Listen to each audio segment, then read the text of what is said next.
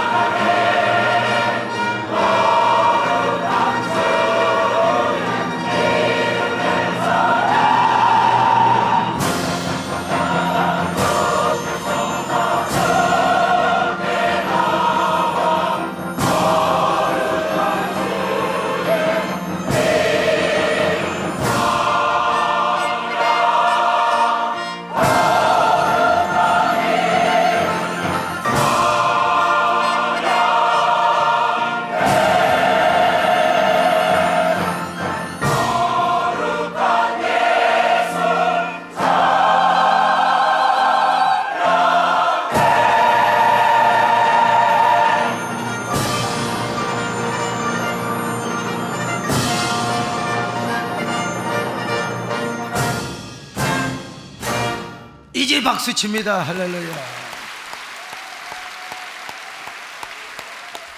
여러분은 종편 방송에서 방영된 꽃들의 전쟁이라는 드라마가 있었어요. 보셨는지 모르겠습니다. 거기 보면 조선의 임금인 인조대왕이 청태종 홍타이 앞에, 우리 교회 홍태희 장로가 있습니다마는 그 홍타이치 앞에서 9번이나 이마에 피가 나도록 머리를 찢는 장면이 나옵니다. 이렇게 절을 해놓고 나서 인조대왕이 얼마나 모멸감과 열등감에 괴로워하는 모습들이 방영이 되었습니다. 그도 그럴 것이 인조는 절만 하는 것으로 끝나는 것이 아니었습니다. 청태종 앞에 무릎을 꿇고 항복문서에다가 어쩔 수 없이 무릎을 꿇고 비굴하게 서약을 하고 사인을 해야 됐거든요. 그 굴욕적인 문서에는 왕자와 대신들이 아들들을 인질로 보내겠습니다, 또 청나라의 금을 매년 10,000냥씩 드리겠습니다, 그리고 수많은 처녀를 바치는 등 말로 할 수 없는, 거기에다가 우리는 당신들의 내시의 나라입니다, 종의 나라입니다, 그런 고백으로 남성의 고환을 잘라가지고, 남성의 고환이 뭐냐면 다 우리 남성들이 가지고 있는 뭡니까? 불화를 말합니다. 이걸 잘라가지고 여러분 바치며 거기에 절을 하고 사인을 하고 거기에 조약을 냈으니 이거 얼마나 열등감과 굴욕감으로 가득했겠어요. 이유가 뭐 때문인 줄 아세요? 이유는 바로 지도자, 왕의 지도력을 무시하는 그 풍조 때문에 그런 일이 있었던 것입니다. 원래 이 조선 왕조는 정도전에 군신 공조 정치의 이념하에 세워진 나라입니다. 먼저 어진 임금이 있어야 돼요. 훌륭한 임금이요. 그 임금을 도와서 충성스러운 신하들이 잘 왕조를 이루어 가지고 백성을 통치하고 섬기는 이상적인 나라를 꿈꿨습니다. 그런데 말이 군신 공조 정치지, 끊임없이 왕과 신하가 싸우고 신하와 신하끼리 서로 견제합니다. 그러다가 연산군이라는 또라이가 나타났습니다. 그래가지고 왕의 권위를 완전히 땅에 떨어뜨리고 말았습니다. 그 후부터 왕권이 약해지고 신권이 강해지기 시작하는 거예요. 신권이 세지면서 막 신하들끼리 싸움을 합니다. 그러다가 선조 때 와서 동인과 서인요, 남인과 북인이 사색당파가 계속해서 발전합니다. 그러다가 이제 광해군이라는 또 임금이 등극을 합니다. 원래 광해군은요 얼마나 어질고 참 현자입니다. 영특하고 영민한 사람이었습니다. 그래서 청나라가 부상할 때 청과도 외교를 해야 됩니다. 이 멀티플한 외교를 주장했던 사람입니다. 그런데 왕을 끝없이 견제하며 막 자기들끼리 막 서로 죽이고 싸우는 신하들의 등살이 못 이겨서 그만 광해는요 인자하고 부드러운 참자의 모습이 죽어버리고 거짓자의 모습이 탄생하기 시작합니다. 그래서 그는 결국 폭군으로 미치광이 왕이 되어버리고 말아요. 바로 작년에 유행했던 그 유명한 광해라는 영화가 그 부분을 집중적으로 다루었습니다. 심리학에서 대상관계 이론이 있는데 이 인간에게는 두 가지 자아가 있어요. 하나는 참자가 있고 거짓자가 있습니다. 참자는 원래 태어날 때부터 부여받은 모습이죠. 이건 변하지 않아요. 그런데 이 거짓자는 후천적으로 환경이나 상황에 의해서 후천적으로 길들여지는 게 거짓자입니다. 그런데 광해의 참자의 모습은 얼마나 어지렀는지 몰라요. 영특하고 영민했습니다. 그러나 야수 같은 신하들의 공격과 등살에 못 이겨서 그만 참자가 죽어버리고 거짓자가 탄생해요. 이게 이제 광해가 죽었다가 살아나는 모습이요. 이게 심리학을 알아야 그 영화를 만드는 그 의도를 알게 되는 거거든요.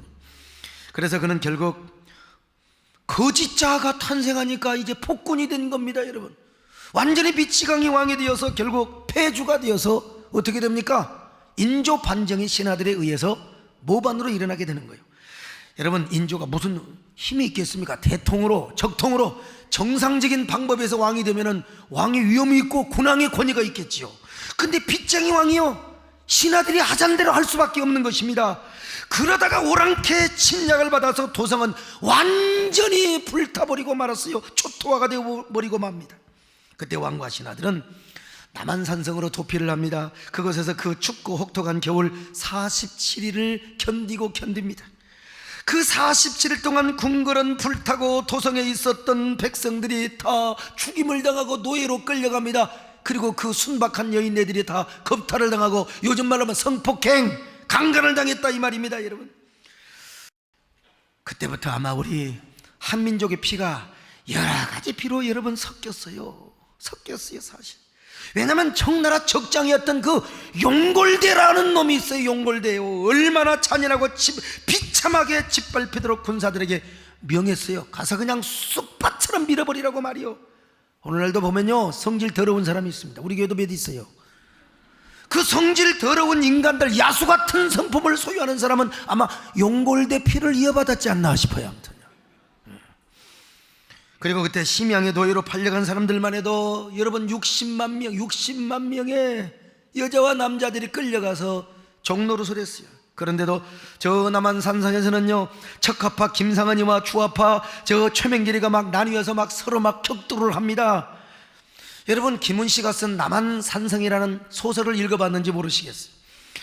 거기 보면은 얼마나 인조가 무능하고 김상은이하고 최명길이 등살에 그렇겠구나 저렇겠구나 이렇겠구나 저렇겠구나 그러다가 47일 동안 여러분 빨리 항복을 하면 빨리 해볼고 아니면 싸우려면 죽기를 각오하고 싸워야 되는데 결국은요, 그러다가 결국 47일 만에 인조대왕이 저 삼전도비에 내려와가지고 청태종 앞에 무릎을 꿇고 절을 하지 않습니까? 여러분, 이마를 땅에 빵에 찌면서 얼마나 지옥의 수치 역사이냐 이 말이죠. 제가 그래서 가끔 남한산성에 우리 아이들을 데리고 갑니다. 다 요즘은 남한산성 다 뭡니까? 막 그냥 모여가지고 뭐 연애하고 데이트하고. 여러분, 저 주일학생들을 데리고 가서 우리 민족의 치욕의 역사를 내가 가르친다니까요. 그리고 삼전도비 가서 청태종 앞에 인조가 무릎을 꿇고 치욕의 역사, 눈물의 역사, 땅에 이마를 찧었던 그 이야기를 제가, 저기가 여러분 삼전도비가 아닙니까 여러분? 그러면서 애들에게 통성기도를 시키는 거요. 이야기합니다. 너희들 절대로 지도자 무시하면 안 된다. 학교에서는 선생님 존경하고 교회에서는 목사님을 존경해야 된다. 나라에서는 대통령을 존경하고 절대로 어떤 경우도 지도자 끌어내서는 안 된다. 너희들 오히려 너희들의 민족의 눈물과 아픔과 상처를 닦아주는 위대한 지도자가 되거라. 그러고 돌아와요. 그러니까 여러분, 저를 보통 사람으로 생각해서는 안 돼요. 훌륭한 목사라는 사실을 믿으셔야 됩니다 여러분.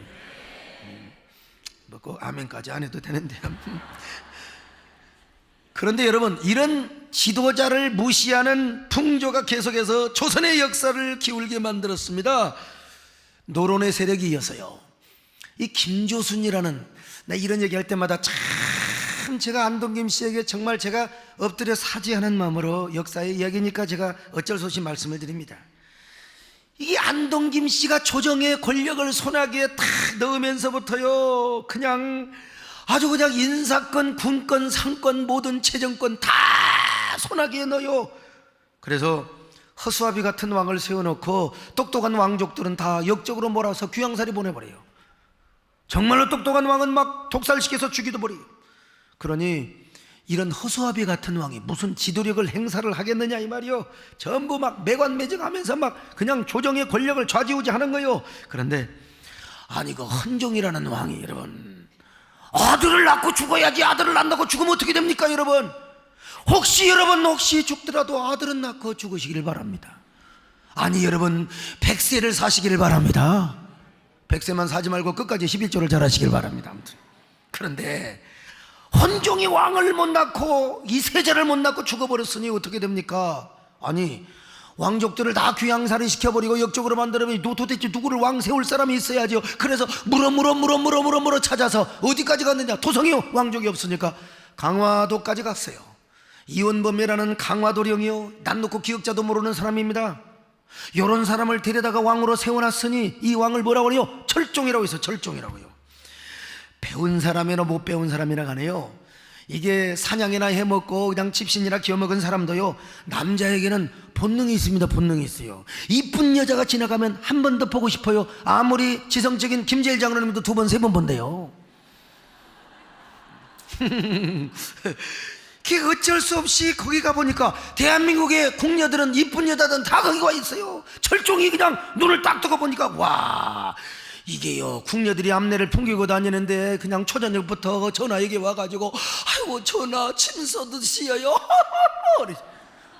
그러니 내가 좀 오바했는지 모르지만 이원범이가 정사는 그냥 하지 않고 맨날 아침부터 저녁까지 연애만 하는 겁니다. 그리고 조정 권력은 세도 정치에 의해서 다 나눠먹는 겁니다. 나라 꼴이 어떻게 되겠어요? 그러다가 여러분 철종이 죽어요. 어떻게 죽느냐? 의에 의하면 얼굴이 흰울룩해가지고 눈이 흐리멍텅해가지고 돌아가셨대요. 정력이 말라서 죽는 병이랍니다, 여러분. 이 시간도 지금 이렇게 설교를 하는데도 눈이 흐리멍텅해가지고 졸고 있는 사람은 정력이 말라가고 있는 사람일지도 모릅니다, 여러분.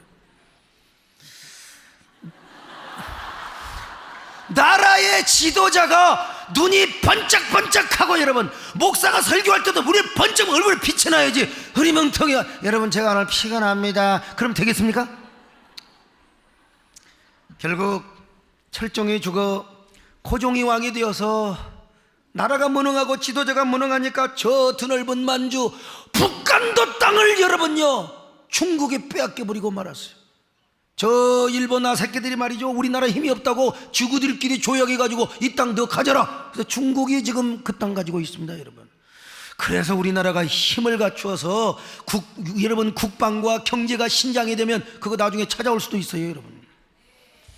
그리고 그러다가 결국에는 일본에다가 이 아름다운 수려 삼천리 반도강산을 전부 다 상납을 해버리고 말았어요. 그리고 이제 비참한 일제 36년사가 도래하게 되는 겁니다.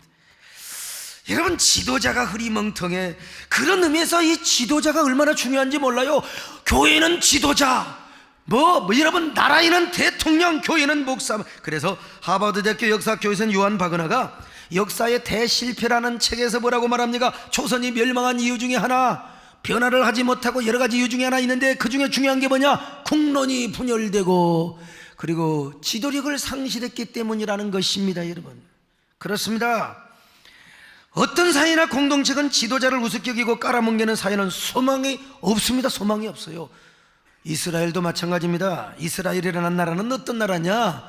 보통 나라와 달라요. 하나님을 왕으로 모시고 하나님을 주인으로 모시며 언제나 하나님의 말씀대로 순종해서 살아가야 할 신정주의 나라여야 했습니다. 이스라엘, 하나님이 다스린다, 하나님이 통치한다.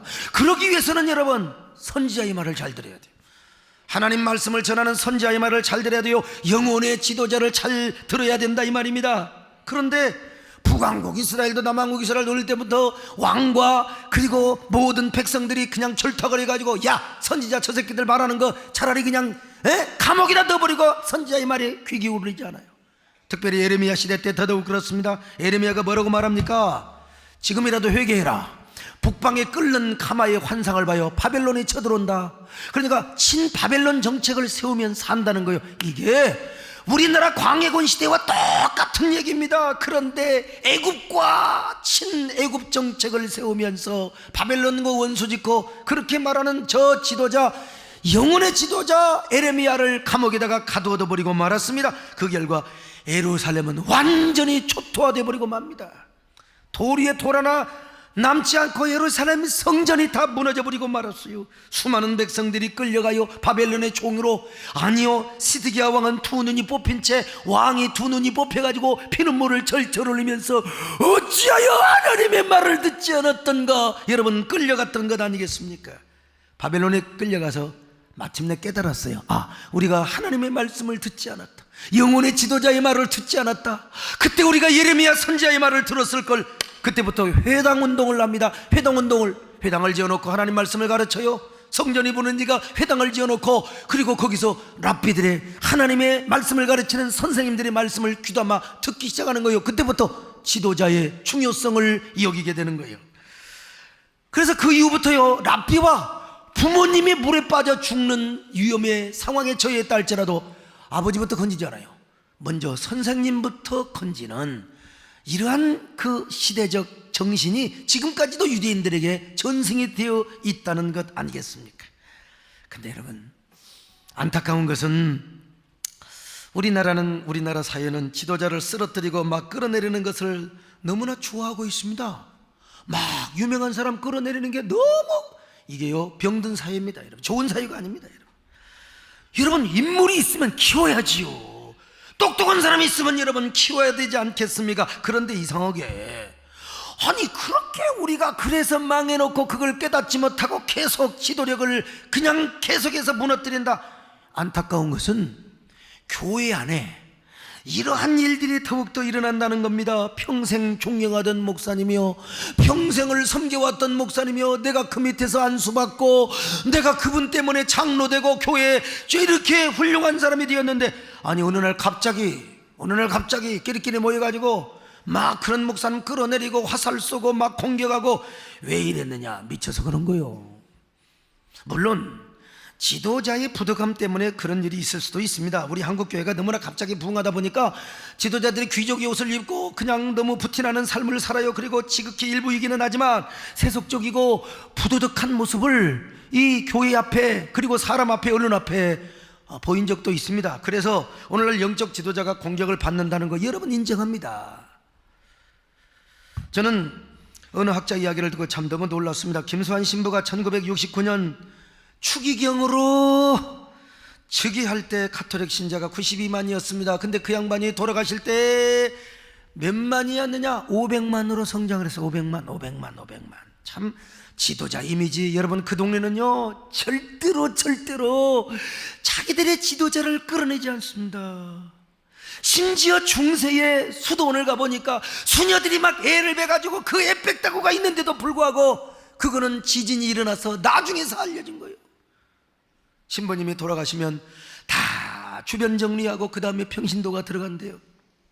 근데 우리 개신교는 어떻든 간에 있으면 까불리는 문화가 너무나 그냥 팽배해가지고 말이죠.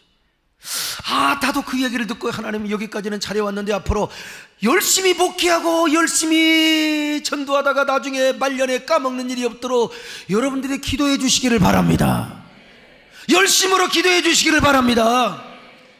그런가 하면은 오늘날 지도자들을 쓰러뜨리려고 배척하는 풍조는 이것이 만연하기 때문에 그렇다는 것입니다. 지도자들을 쓰러뜨리려고 배척하는 풍조, 이 시대의 흐름 때문에 그렇다 이 말입니다. 80년대부터 우리나라에서는 민주화를 향한 갈망이 얼마나 거세게 일어났는지 몰라요.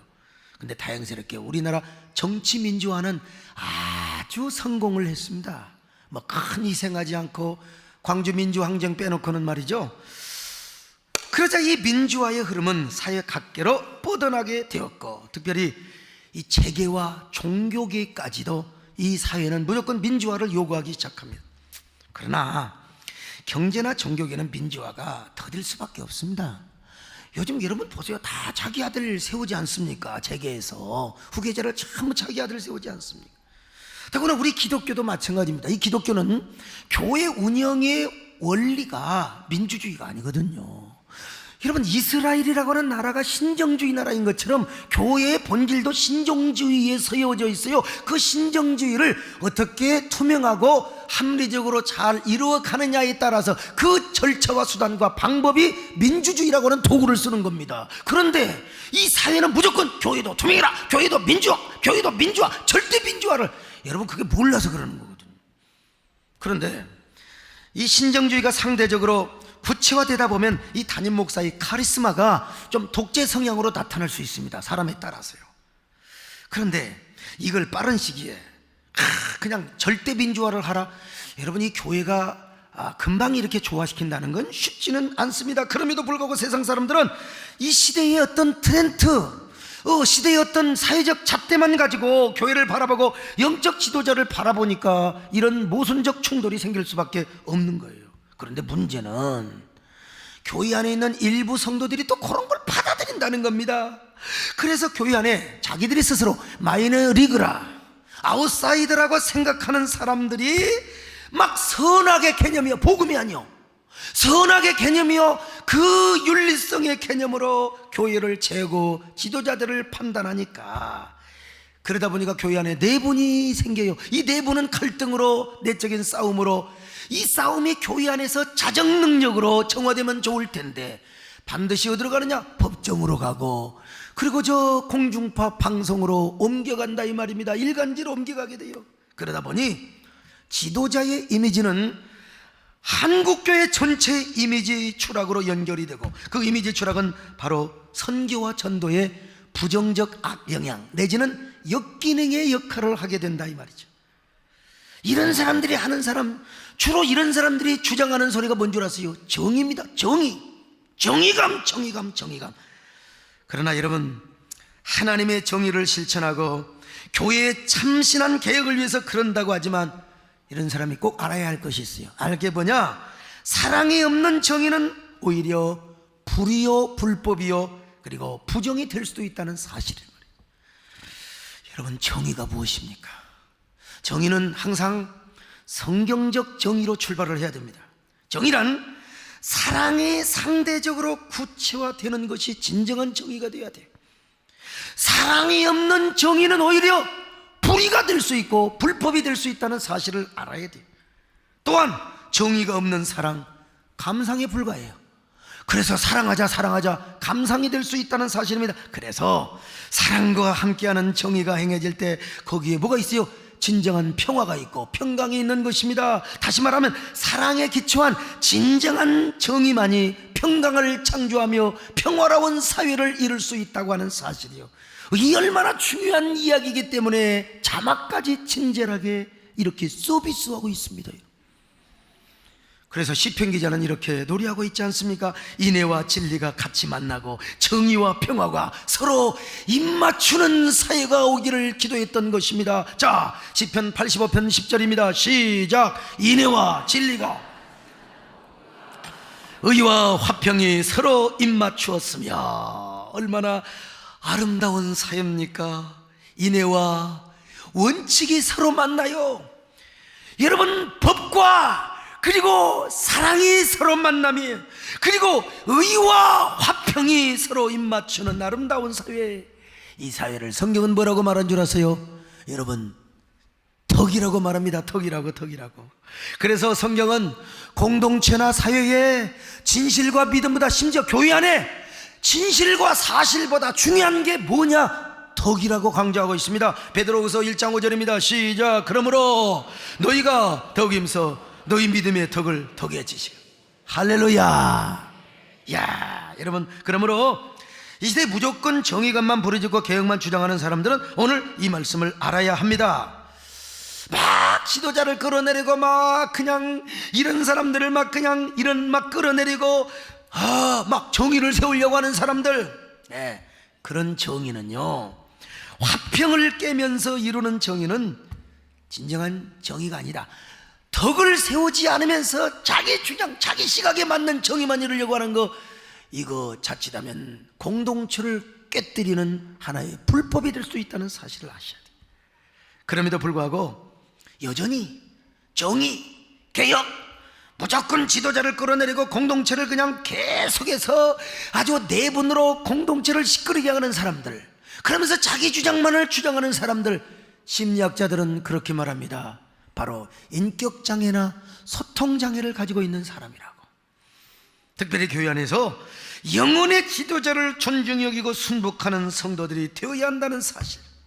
오늘 스승주일이라는 거 우리 다 알고 있지 않습니까? 스승주일이요. 스승주일을 맞이해서 우리는 이런 지도자를 존중히 여기고 우리의 스승이요, 영혼의 지도자요, 특별히 교회 안에서 영혼의 지도자요, 주일학교 교사요, 평신도 교사까지 다 존중히 여기는 마음 자세를 가지시기를 바랍니다. 영혼의 지도자인 부목사, 아니 담임목사는 물론이거니와 우리 모든 주일학교 교사들까지 여러분들이 잘 존중히 여기는 마음을 다시 한번 가질 수 있기를 바랍니다. 그래서 오늘 성경은 이렇게 말씀하고 있습니다. 히브리서 13장 17절 시작.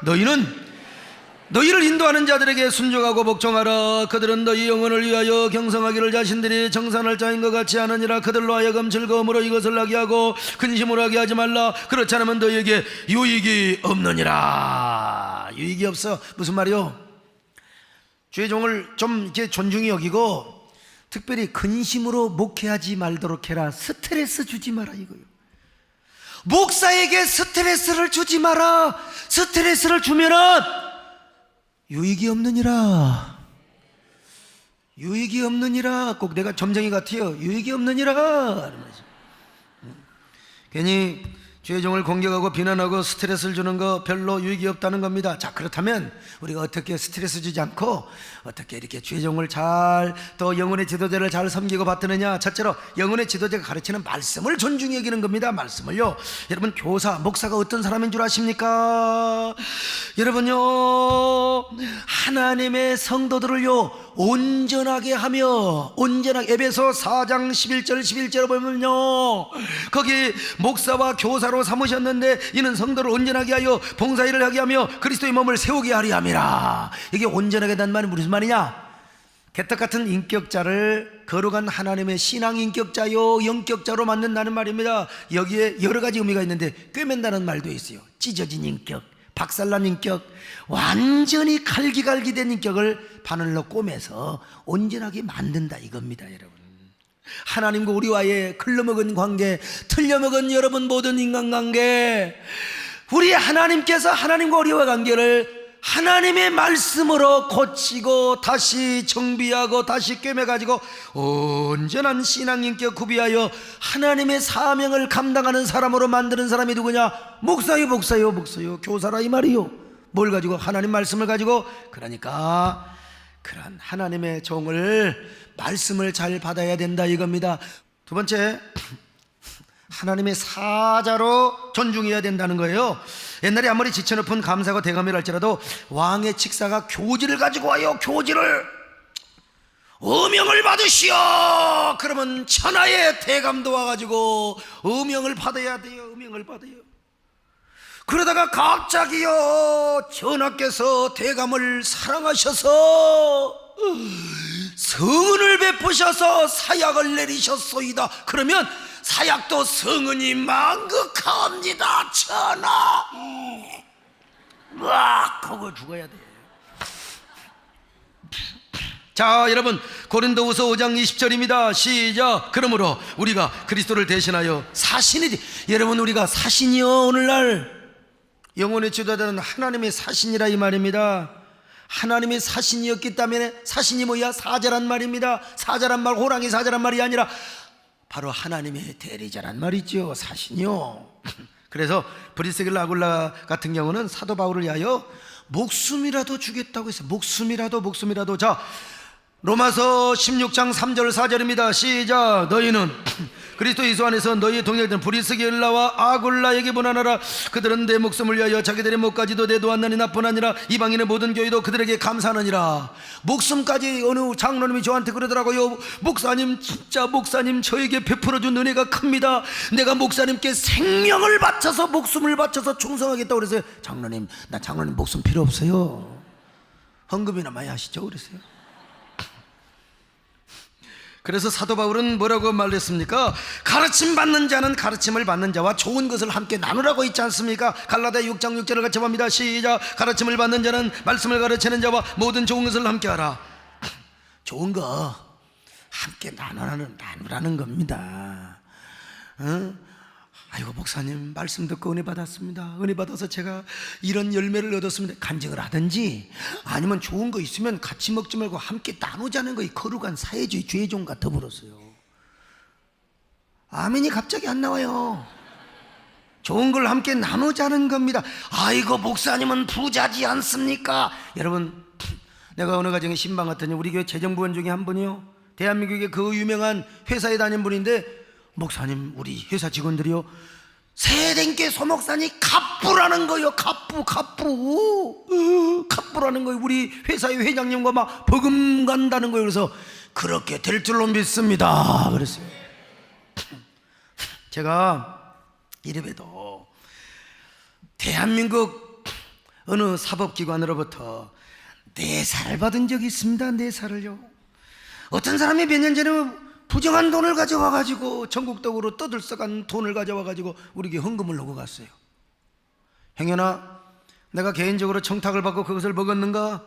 먹기는 뭘 먹어요? 우리 교회는 서버가 다 돼 있어서 언제 헌금하고 어떻게 하고 수표 다 되어 있으니까. 여러분, 우리는 신정주의지만 절차와 방법과 과정은 철저한 투명한 민주주의란 말이에요.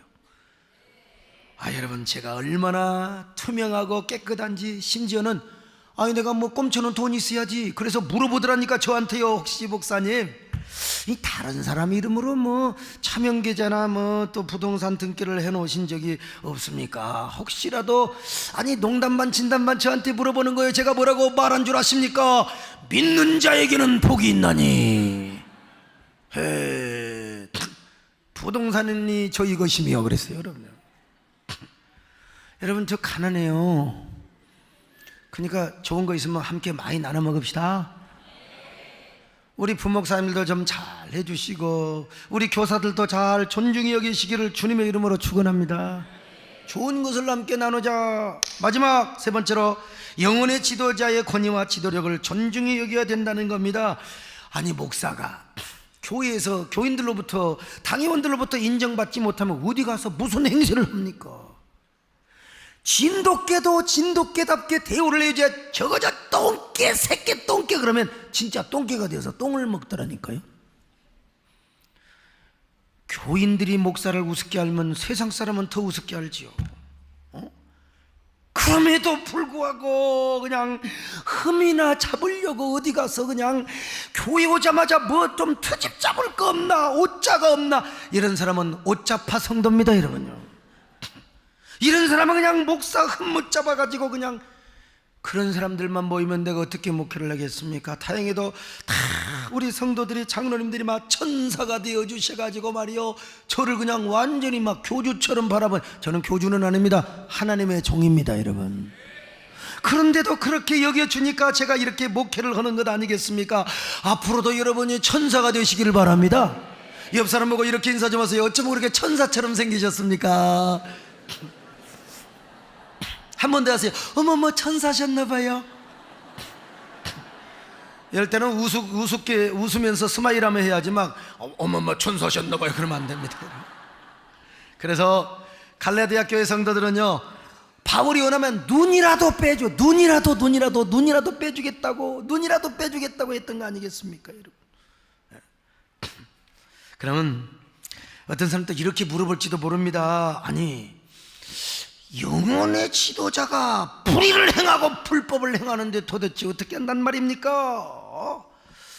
그래서는 안 되지만 또 영혼의 지도자도 인간이거든. 그럴 수가 있습니다. 그럴 때 여러분 먼저 까불리지 마시고 먼저 기도하시기를 바랍니다. 그것이 내게 아픔이 되고 그것이 내게 상처가 된다 하더라도 여러분 함처럼 나는 보았네 하지 말고 까불리지 말고 샘과 야베처럼 먼저 덮어 눈물로 기도하고 그 목사님 그 종에게 개인적으로 찾아가요. 은밀하게 찾아가서 그분에게 권면하는 게 좋습니다. 권면하는 게 살아있는 사람이라면요 정신 차리고 절대로 불의한 길에서 다시 돌아와 훌륭한 사람이 될 거 아니겠습니까? 또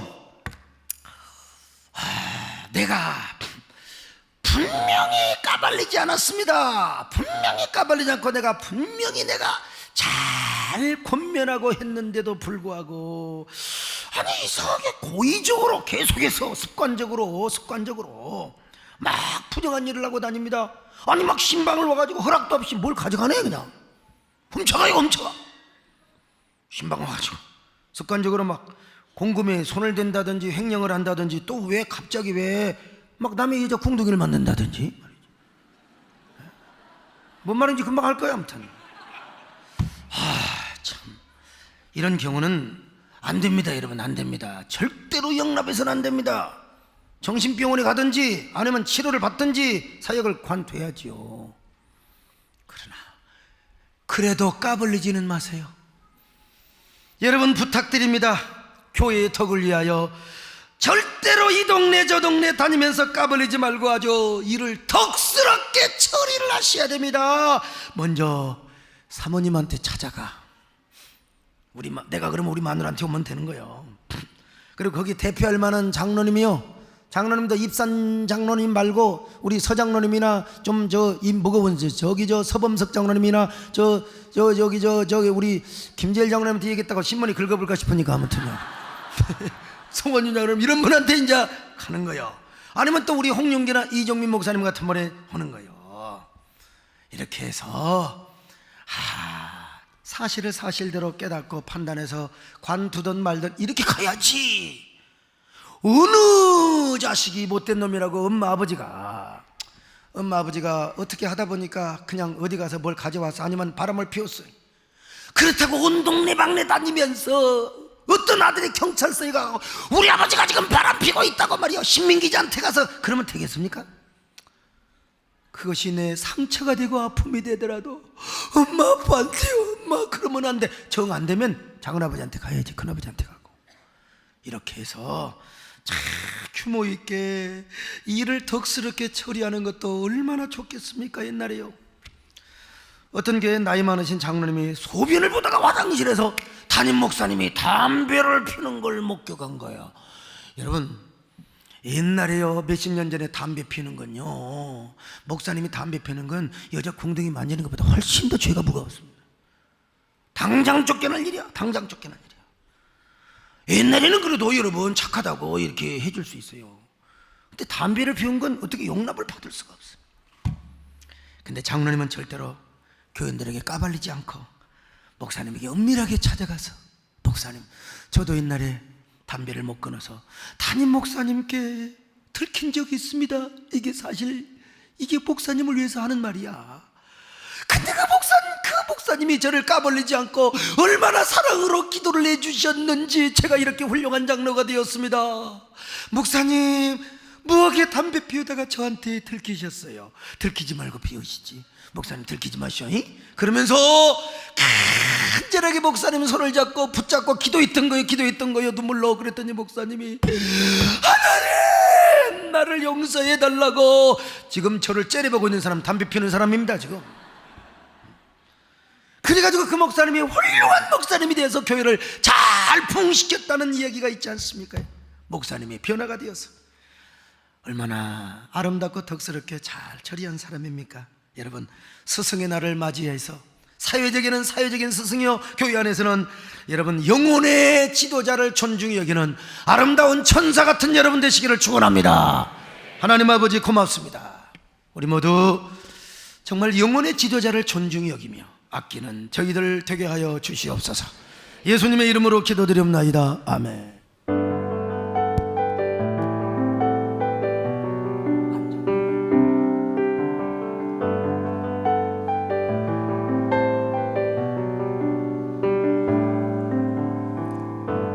우리를 죽기까지 사랑한 그 사랑으로 당신을 사랑하리. 약속하신 축복의 말씀 굳게 믿으며 믿음의 가정 세우리. 우리 함께 섬기며 믿음의 가정 세우리. 거친 새바다 몰아칠 때 세상 사람들 모두 알게 되리. 믿음 위에서 우리 가정.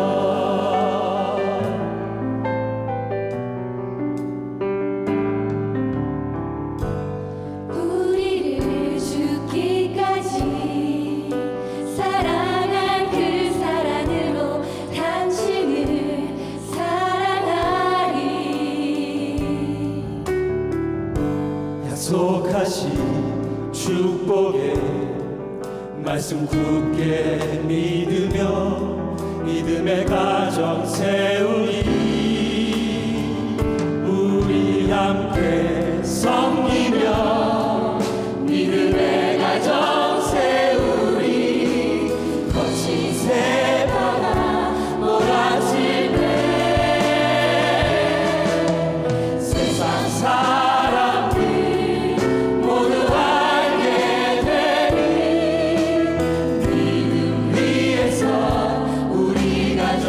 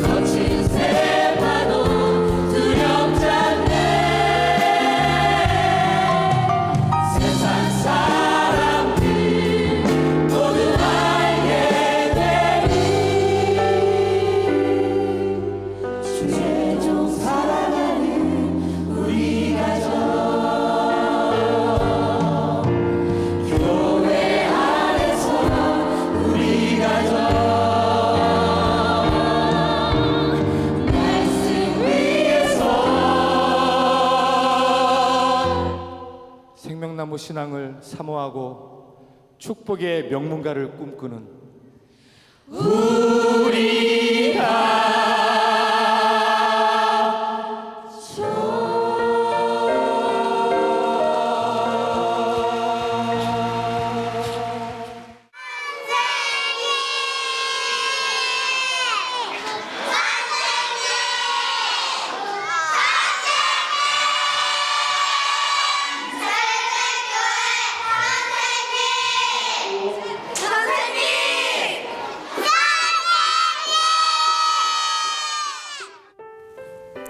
안녕하세요.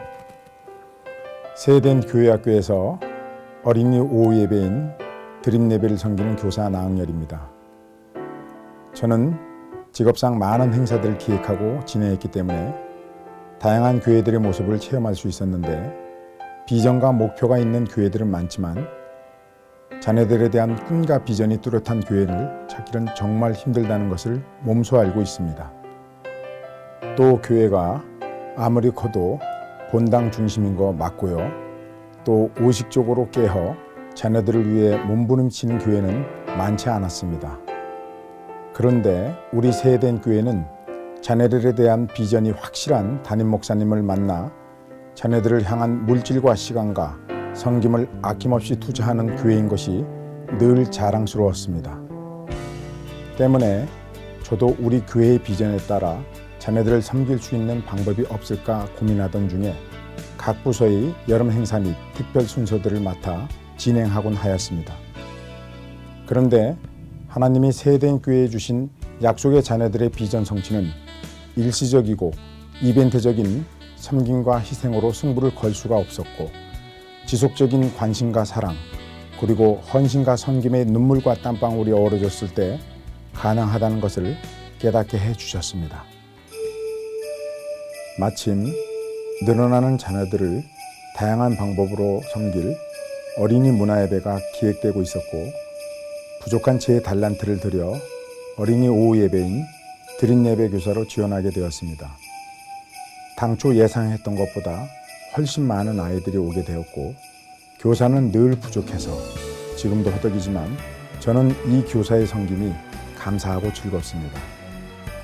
먼저는 나와 우리 자녀들을 위해 목숨까지도 아끼지 않으셨던 주님의 모습을 부족한 제가 흉내라도 내는 듯하여 감사하고 또한 우리 담임 목사님께서는 개척교회 시절 사모님이 아기를 낳으셨는데도 당신의 아기와 사모님보다는 먼저 성도와 성도의 아기를 찾아 신방하셨는데 우리 목사님의 성도 사랑과 양사랑하시는 모습을 교사의 직분을 통해 조금이라도 흉내내는 듯하여 즐겁습니다.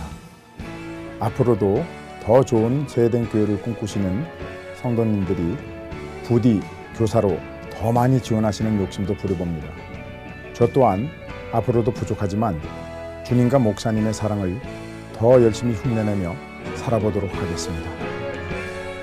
우리 세덴 교회에 주신 자녀들을 향한 주님의 약속은 반드시 성취될 것입니다. 그날이 멀어 보여도 또 가는 길이 힘들어도 담임 목사님을 중심으로 온 교사가 하나 되어 세덴의 미래를 향한 거룩한 땀과 눈물의 투자는 계속될 것입니다.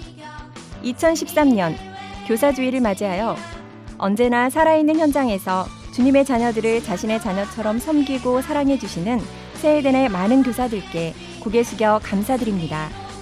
누구보다 주님이 가장 고마우실 줄 믿습니다.